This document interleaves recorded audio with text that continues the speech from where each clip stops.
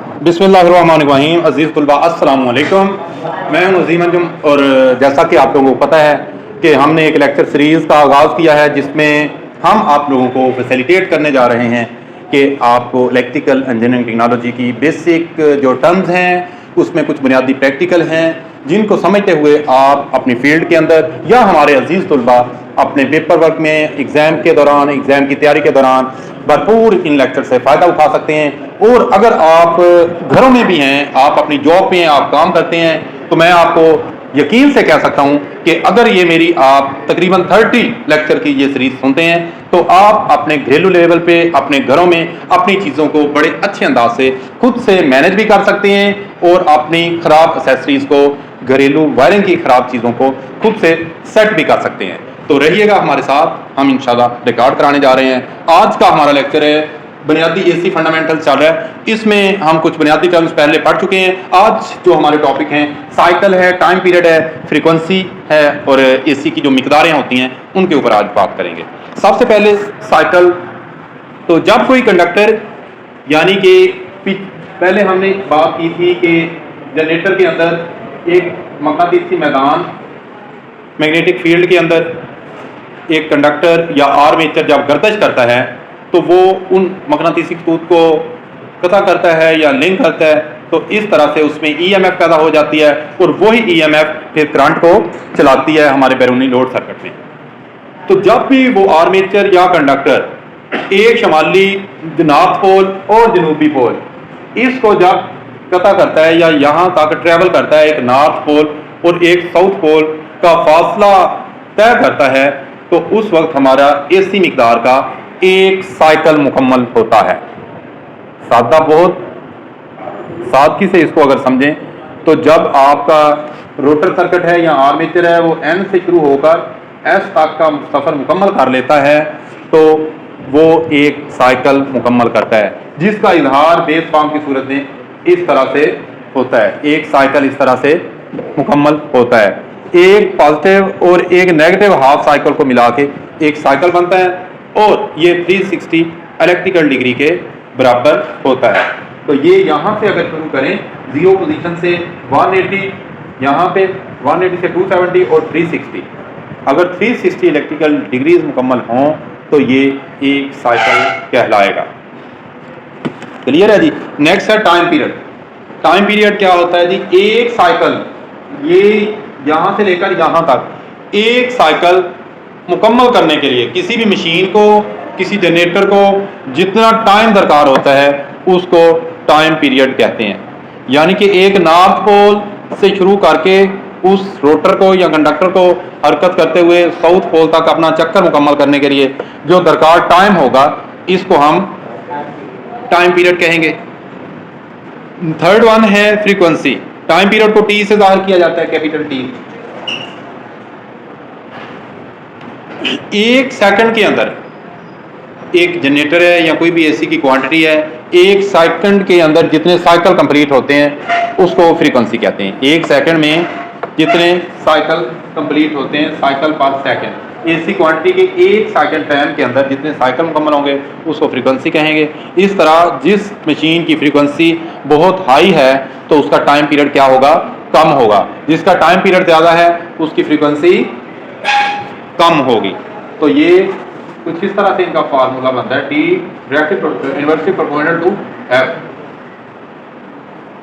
T inversely proportional to F. अगर time ज़्यादा लगा रही है एक वेव तो उस मशीन की फ्रीक्वेंसी बहुत कम है, अगर टाइम कम लग रहा है तो उसकी फ्रीक्वेंसी हम कहेंगे बहुत अच्छी है।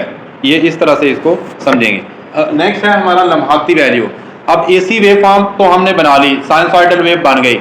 अब लम्हाती वैल्यू किसी भी चीज़ की नोट कर रहे होते हैं। जब भी हम किसी मशीन को चलते हुए उसके वोल्टेज या एम्पेयर चेक करते हैं तो उसको हम कहते होते हैं लम्हाती वैल्यू या इंस्टेंटेनियस वैल्यू, इंस्टेंट वैल्यू या instantaneous value, लम्हाती value.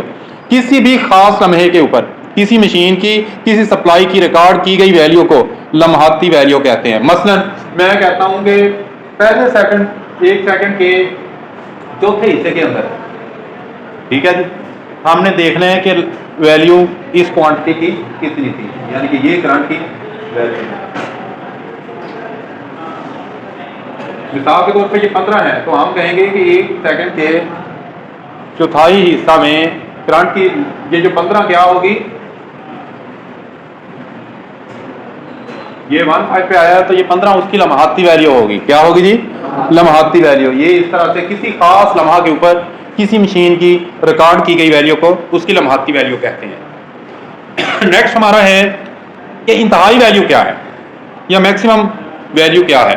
Maximum value वो वैल्यू होती है जो उस पूरे साइकिल के अंदर अपनी इंतहाई पोजीशन को पहुंचती है, जिसके बाद वो फिर डिक्रीज करना शुरू हो जाती है। लाइक करंट ये 20 पे यहाँ पे पहुंचा है, अब 20 से ऊपर ये वेव फॉर्म नहीं गई, वो वापस जीरो की तरफ आ रही है, तो ये जो 20 होगी इसकी मैक्सिमम वैल्यू या इंतहाई वैल्यू होगी।